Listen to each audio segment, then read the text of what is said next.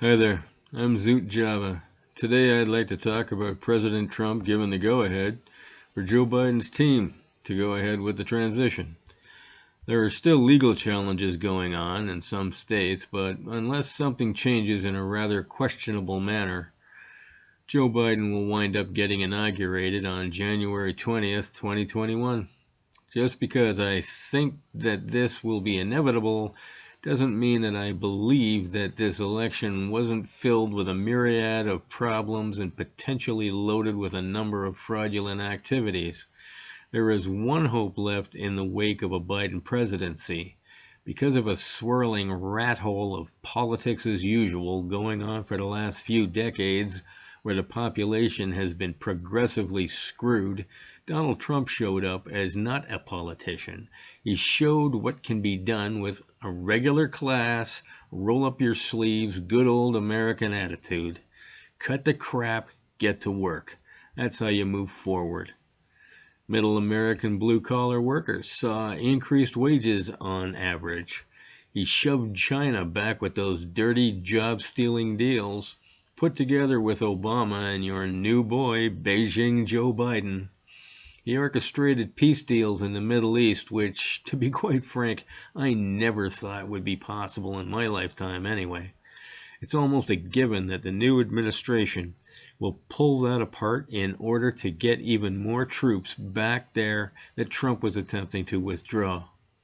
In spite of all the Democratic slinging about the coronavirus, he acted quickly in shutting things down, all the time being called a xenophobe and racist by the fellow who occupies the office of the president-elect. I say that tongue-in-cheek because there's no such thing as the office of the president-elect.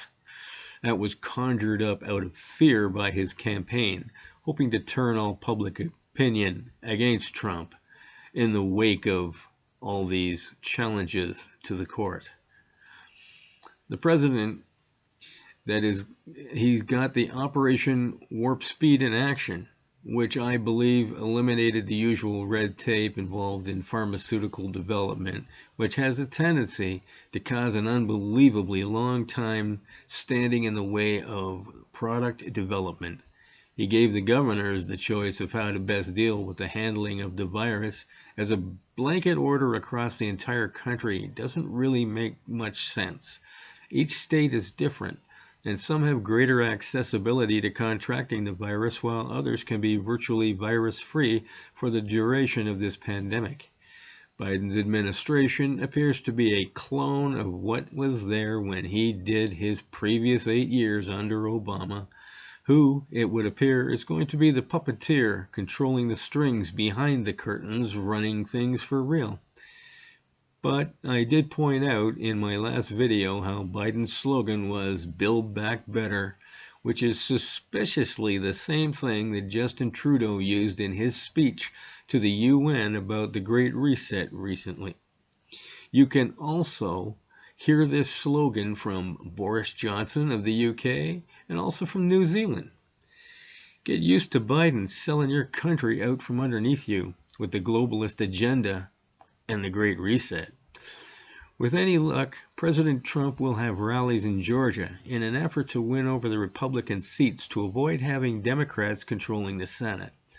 This can stop Biden and his controllers from collapsing the country with these bizarre far-left ideas that will do nothing but damage things even further than what they've been trying.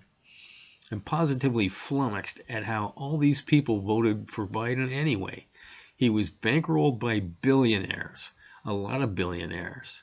These are the people that the voters are constantly complaining about, that they blame for everybody's misfortune, that they say are the problem and must be dealt with in order to make things better for the average person.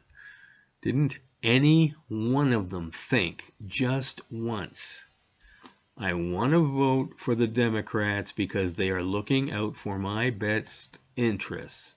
Yet, they are bankrolled by every billionaire in the country and are being promoted by multi-billion-dollar corporations who push them through the legacy media and who control the social media. Yet they and the bubble-headed bunch are constantly complaining about these billionaires and their corporations. If the Democrats are out to get the billionaires, then why would they finance their campaigns?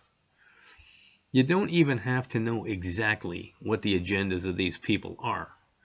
Just seeing that they're pouring millions upon millions of dollars into getting them elected ought to prove that they are buying these politicians outright, and there will be absolutely nothing done against them, like you heard in their campaign promises. Look at Biden. Doesn't matter whichever direction he looked, whatever somebody said, he just told them anything that they wanted to hear. Trump knew how the government was run, and that's why he ran in the first place, to try and fix it.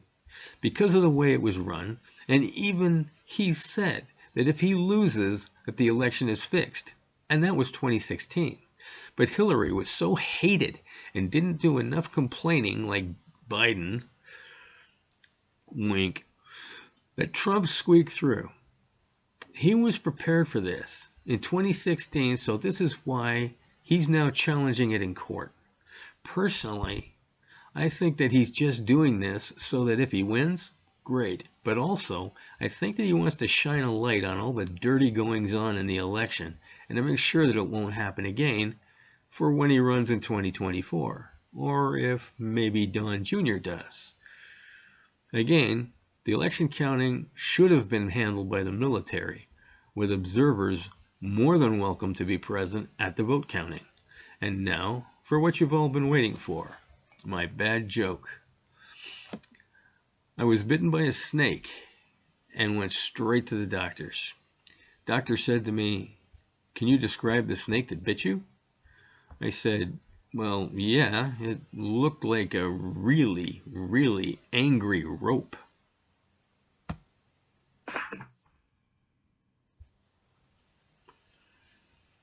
Okay. Well, anyway, don't forget to like and subscribe because it really helps me out. And it also annoys the usual suspects.